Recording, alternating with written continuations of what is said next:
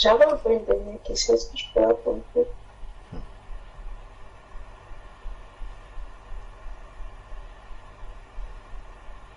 Vas-y, ma soeur. Bon, la dernière question, en fait, c'était par rapport au rêve. Si en fait, un rêve que le Seigneur m'a donné était tellement précis dans beaucoup de choses. Et je me suis approchée près d'une sœur pour demander la signification. Mais quand je me suis rapprochée de la sœur, j'étais en train de suivre un enseignement. Et le Seigneur, en fait, me disait dans mon cœur que c'était mieux de demander au Seigneur parce que c'est lui, à lui qu'appartient les rêves et les visions. En fait, c'est la raison pour laquelle Joseph disait, quand Joseph en fait a été interpellé par Pharaon, quand on lui a posé la question, il a dit c'est à Dieu. En fait, c'est ce qui m'est venu, en fait, cette écriture-là. Et maintenant, la question était, et Daniel aussi, pareil, quand il avait une vision, il partait prier, et c'est en fait le Seigneur, par son esprit, qui interprétait les rêves. Bon, maintenant, est-ce que c'est logique de demander, pas logique, est-ce que c'est mieux de demander à un frère d'interpréter un rêve ou de revenir au Seigneur? Parce que quand je suis revenue au Seigneur, j'ai pas toujours eu de réponse. Et c'était pas un rêve comme d'autres, il y avait vraiment trop de précision dans ce rêve. Et je ne voulais pas en fait partager avec l'église d'abord, je voulais vraiment demander d'abord au Seigneur ce que ça signifiait. C'est parce que ma question se fait comprendre. Amen.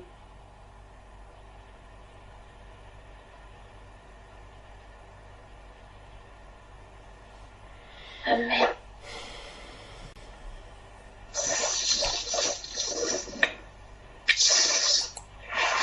Amen. Amen.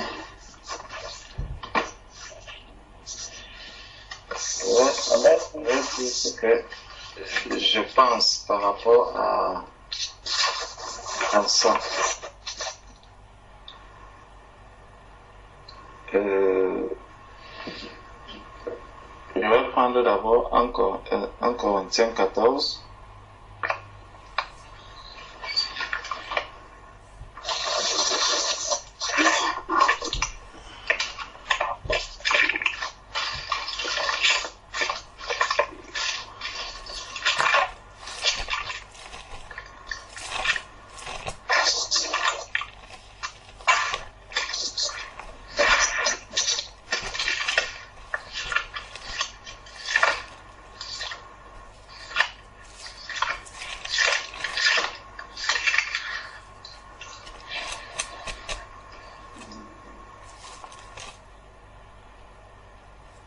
Dans 1 Corinthiens 14, que nous connaissons tous, verset 26, il dit, « Que faire donc, frères, lorsque vous assemblez, les uns ou les autres parmi vous ont-ils un cantique ?» Ça veut dire, est-ce que j'ai un cantique? Est-ce que j'ai une instruction? Est-ce que j'ai une révélation? Est-ce que j'ai une langue? Est-ce que j'ai une interprétation? La question c'est, de qui viennent le cantique que je vais chanter? Est-ce que ça sera un cantique inspiré de la chair ou un cantique inspiré du Saint-Esprit? Bon. Maintenant, l'instruction que j'aurai, de qui est tirée cette instruction? De la chair ou de l'esprit? La révélation, la langue, l'interprétation. Donc, on voit que tout ça, je le tire du Seigneur. Donc, lorsque j'ai reçu un message de la part de Dieu,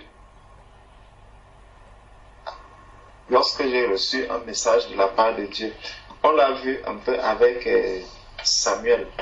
Lorsque le Seigneur appelle Samuel, Samuel se tourne vers Élie. Samuel va d'abord se tourner vers Élie. Pourquoi? Parce que Samuel ne connaissait pas encore le Seigneur. Jusqu'au moment où Élie comprend que, en fait, ce qui vient là,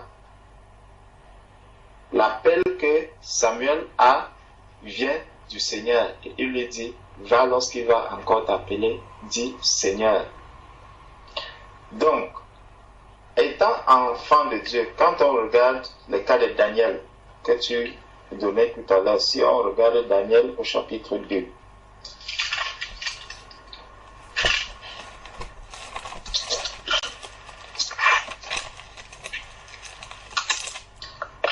Daniel au chapitre 2.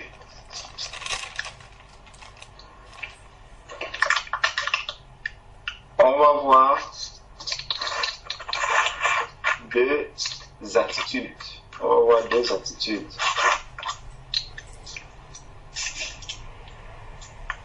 Prenons Daniel chapitre 2 à partir du verset 3. On va sauter une bonne partie pour que ça nous aide un peu à avancer vite. Daniel chapitre 2 verset 3. Le roi leur dit, j'ai eu un songe. À qui est-ce que le roi dit ici? Commençons tout au début. La seconde année du règne de Nebuchadnezzar, Nebuchadnezzar eut un songe, eut des songes. Il avait l'esprit agité et ne pouvait dormir. Le roi fit appeler, qui est-ce qu'il appelle? Les magiciens, les astrologues, les enchanteurs, les chaldéens, pour qu'ils lui disent ses songes. Ils vinrent et se présentèrent devant le roi. Donc il y a toutes ces personnes. Aucun d'eux n'est un enfant de Dieu. Et le roi leur dit, j'ai eu un songe. Mon esprit est agité et je voudrais connaître ce songe. Mon esprit est agité et je voudrais connaître ce songe. Regarde d'abord la réponse des Chaldéens. Les Chaldéens répondirent au roi en langue araméenne. Ô roi, vis éternellement. Dis le songe à tes serviteurs et nous en donnerons l'explication. Donc, il reste vraiment dans le domaine chair à chair. Pourtant, le roi a été clair. Il leur a dit, mon esprit est agité. Donc, le songe qu'il a eu est du domaine spirituel. Il vient perturber l'esprit qui est en lui. Les Chaldéens restent dans le domaine de la chair.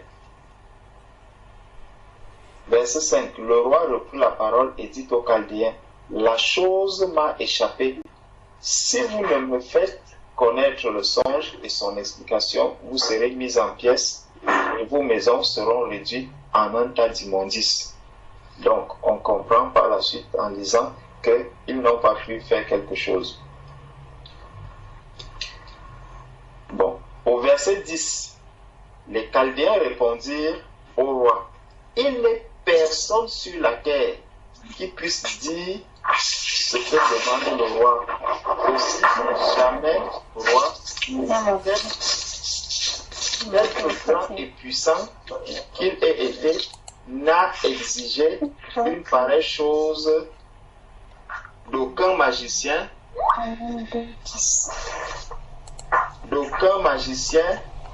astrologue ou chaldéen. Ce que le roi demande est difficile.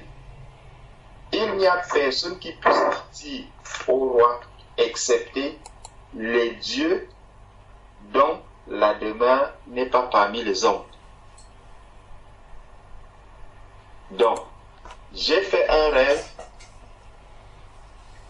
Est-ce que c'est aux hommes que je dois demander l'explication ou est-ce que c'est à Dieu? Même les Chaldéens ici commencent à comprendre que non. Ça, je dois d'abord m'adresser ô Dieu. Bon, pour eux, ils disent ô Dieu. Donc, c'est du domaine spirituel. Donc, c'est Dieu qui doit venir maintenant me révéler le songe que j'ai fait. Là-dessus, le roi se mit en colère et s'irrita violemment. Il ordonna qu'on fît périr tous les sages de Babylone. La sentence fut publiée. Bon, voilà. La sentence fut publiée. Les sages étaient mis à mort. Et l'on cherchait Daniel et ses compagnons. Daniel et ses compagnons.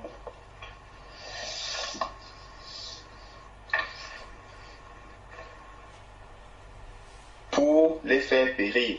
Alors Daniel s'adressa d'une manière prudente et sensée à Ajok, chef des gardes du roi qui était sorti pour mettre à mort les sages de Babylone. Il prit la parole et dit à Ajok, commandant du roi, pourquoi la sentence du roi est-elle si sévère? Ajok exposa la chose à Daniel, et Daniel se rendit vers le roi. Et il pria de lui accorder du temps pour donner au roi l'explication. Ensuite, Daniel alla dans sa maison et il instruisit de cette affaire Anania, Michaël et Azaria, ses compagnons, les engageant à implorer la miséricorde de Dieu des cieux afin qu'on ne fît pas périr Daniel et ses compagnons avec le reste des sages de Babylone. Alors le secret fut révélé à Daniel dans une vision pendant la nuit. Et Daniel bénit le Dieu des cieux. Daniel prit la parole et dit, béni soit le nom de Dieu d'éternité en éternité. À lui appartiennent la sagesse et la force. C'est lui qui change les temps et les circonstances, qui renverse et qui établit les rois, qui donne la sagesse aux sages et la science à ceux qui ont de l'intelligence. Donc on voit que Daniel, ayant reçu la révélation venant de Dieu, ce n'est même pas lui qui a fait le rêve, mais il va recevoir du Seigneur non seulement la révélation du songe, mais aussi l'interprétation du rêve que le roi a fait. Et là, comme on disait tout au début, que quand Daniel reçoit cela, Daniel a cette conviction que c'est ça la vérité. Daniel n'aura plus l'ombre d'un doute par rapport à ce qu'il a reçu du Seigneur. Puisqu'il est allé au-devant du Seigneur, le Seigneur lui a donné une réponse et il sait que c'est ça la vérité. Et il va prendre cette vérité et venir la déposer devant le roi. Le problème souvent avec nous, c'est que parfois quand on fait un rêve, nous, au lieu de rester pour demander au Seigneur que Seigneur, donne-moi l'explication du rêve, on va chercher à faire tourner souvent le rêve soit à notre avantage.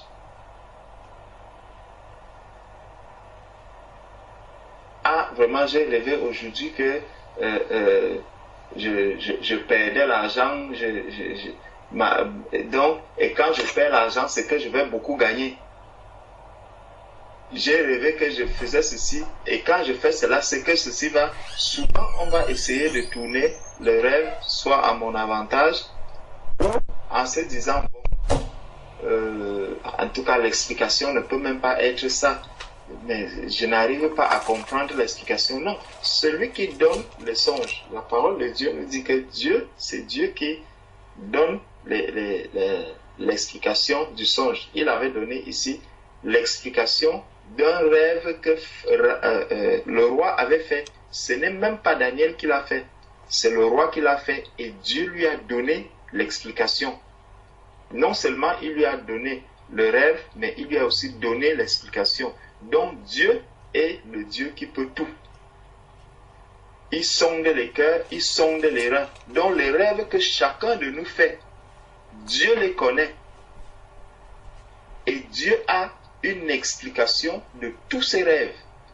Mais si nous ne trouvons pas d'explication à nos rêves, en fait, c'est parce que, peut-être c'est parce qu'on ne fait pas confiance à Dieu, peut-être même parce qu'on ne demande pas à Dieu, soit alors, quelqu'un rêve, il oublie complètement. Bon, si tu as oublié, dis que peut-être cela, ce n'était pas utile, mais quand tu reçois quelque chose et que cela va au pied du Seigneur, demande au Seigneur avec la conviction que le Seigneur répond. Il répond, il donne les réponses aux rêves. Il explique les rêves, il décode les rêves. Si je vais au-devant du Seigneur avec cette conviction, je sortirai avec la vraie explication du songe et je donnerai, si c'est un songe ou un rêve qui concerne l'Église, je viendrai donner à l'Église ce que j'ai reçu venant du Seigneur. Si ça me concerne moi-même, je vais donc prendre cela et commencer à l'exploiter tel que le Seigneur m'a demandé de l'exploiter. En réalité, c'est comme ça qu'un enfant de Dieu doit marcher. Mais souvent, quand on regarde, on va voir qu'il a un rêve. Après, il dit, bon, il faut quand même que j'aille appeler frère. J'ai fait un rêve. Le rêve disait ceci, ceci, ceci, ceci, ceci, ceci. Bon. Qu'est-ce qui te dit que le frère est disposé en ce moment-là ou est connecté même en ce moment avec le Seigneur?